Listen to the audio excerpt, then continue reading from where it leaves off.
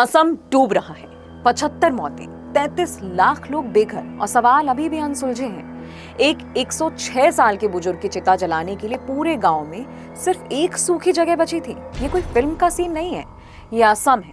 जुलाई 2026, 75 लोग मर चुके हैं, 33 लाख से ज्यादा लोग प्रभावित हैं और बाढ़ अभी भी थमी नहीं है। तो चलिए समझते हैं कि हुआ क्या, सरकार क्या कर रही है, लोग गुस्से में क्यों हैं। असम के 7 जिले शिवसागर, चराईदेव, गोलाघाट, जोरहाट, नागांव, सोनितपुर, कामरूप, मेट्रोपॉलिटन अभी भी बाढ़ की चपेट में है। सिर्फ शिवसागर में मंगलवार को 7 और लोग डूब गए। कुल आंकड़ा पहुंच गया 75 मौतों तक। 622 गांव, 21 राजस्व सर्कल सब पानी में।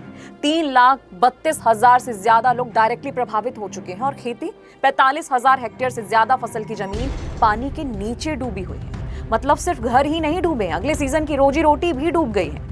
सीएम हेमंत बिस्वा शर्मा ने राहत पैकेज का ऐलान किया है। मृतकों के परिवारों को पहले 4 लाख रुपयों की जगह 9 लाख रुपए मिलेंगे। पोस्टमार्टम की शर्त भी हटा दी गई है ताकि परिवारों को मुआवजा जल्दी मिल सके। जो लोग 30 दिन से लापता हैं, उनके परिवारों को 4 लाख रुपए मिलेंगे। 1 लाख से ज्यादा गंभीर रूप से प्रभावित परिवारों को 15,000 रुपए कैश असिस्टेंस और अरुणोदय स्कीम के तहत महिलाओं को मासिक सहायता भी मिलेगी। 1 अगस्त से ये फिर से शुरू होगी और प्रभावित जिलों में 2500 की स्पेशल इंस्टॉलमेंट के साथ छात्रों के लिए किताबों का ग्रांट, यूनिफॉर्म की सहायता, उनकी खोई हुई मार्कशीट फिर से जारी करवाना, ये सब भी शामिल है। तो सीएम ने भी एक्स पर लिख दिया है कि हम अपने लोगों की मदद के लिए कोई कसर नहीं छोड़ने वाले। सेंटर की तरफ से भी हलचल है। उधर पीएम मोदी ने भी राज्य के सांसदों के साथ स्थिति की समीक्षा की है। केंद्रीय टीम ने भी जोरहाट का दौरा किया है और बीमारी फैलने से रोकने के लिए डिसइंफेक्शन पर भी जोर दिया गया है। तो अब सुनो असली मुद्दा क्या है। विपक्ष कह रहा है कि ये राहत काफी नहीं है। शिवसागर से विधायक और रेजॉर्ट दल प्रमुख अखिल गोगोई ने यह साफ कह दिया है कि मौजूदा पैकेज नुकसान के हिसाब से बहुत छोटा है।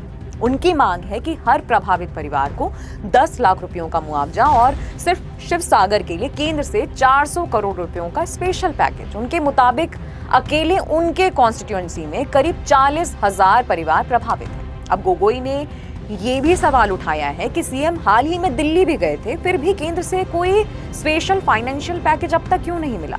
अब उन्होंने वार्निंग तक दे दी है कि अगर मुआवजा नहीं बढ़ाया गया तो वो खुद सीएम हाउस के बाहर प्रदर्शन करेंगे। तो दूसरी तरफ कांग्रेस के पूर्व नेता प्रतिपक्ष देवव्रत सैकिया ने एक बिल्कुल अलग एंगल उठाया डिखो नदी बेसिन को लेकर। उनका कहना है कि सिर्फ राहत नहीं चाहिए, परमानेंट रिहैबिलिटेशन चाहिए। एक special Dikhow river basin rehabilitation project mining funds के जरिए फंड हो।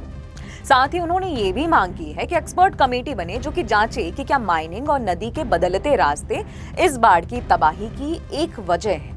यानी सवाल सिर्फ कितना पैसा मिलेगा का नहीं है, सवाल ये भी है कि बाढ़ बार बार आती क्यों है और इसे रोकने की असली साइंटिफिक प्लानिंग कब होगी।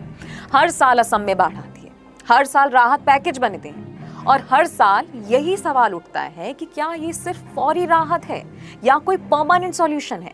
एक तरफ मुआवजे की मांग बढ़ रही है तो दूसरी तरफ नदी बेसिन प्लानिंग और माइनिंग की जांच की मांग हो रही है। मतलब लोग अब सिर्फ और सिर्फ पैसा नहीं, जवाबदेही मांग रहे हैं। फिलहाल धनसिरी नदी अभी भी खतरे के निशान से काफी ऊपर बह रही है, यानी खतरा टला नहीं है। ये सिर्फ एक न्यूज स्टोरी भी नहीं है, ये उन लाखों लोगों की कहानी है जिनके ऊपर अभी भी पानी में वो उनके घर डूबे हैं।